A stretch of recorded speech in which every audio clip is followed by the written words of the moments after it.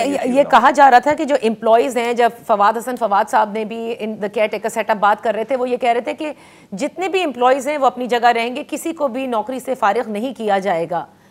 ये इसी किस्म की कुछ प्राइवेटाइजेशन होने को है?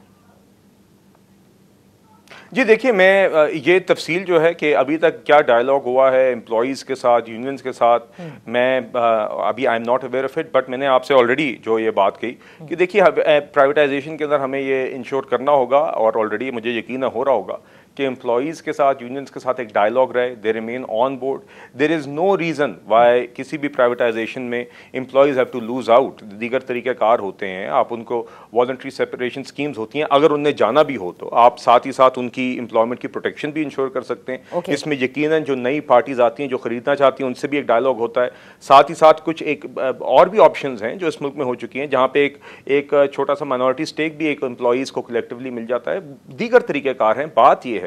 कि एम्प्लॉयज़ को एंगेज होना चाहिए, उनको ऑन बोर्ड रखना चाहिए, और उनकी राइट्स प्रोटेक्ट करते हुए पीआईए प्राइवेटाइज हो सकती है, और ये इसी तरीके से होना चाहिए। जी अच्छा, चलिए ये देख लेते हैं कि इसी किस्म की प्राइवेटाइजेशन होगी या नहीं, क्योंकि सबसे ज्यादा तो यही था कि ओवर भर्तियों का केसेस बड़े हैं इन स्टेट ओन्ड एंटरप्राइजेस में। शब्बर साहब, would you like to throw some light on it? नहीं, उसमें भी देखिए, मैं अगर नादिया साहबा अगर आप इजाजत दें, sorry I realise I M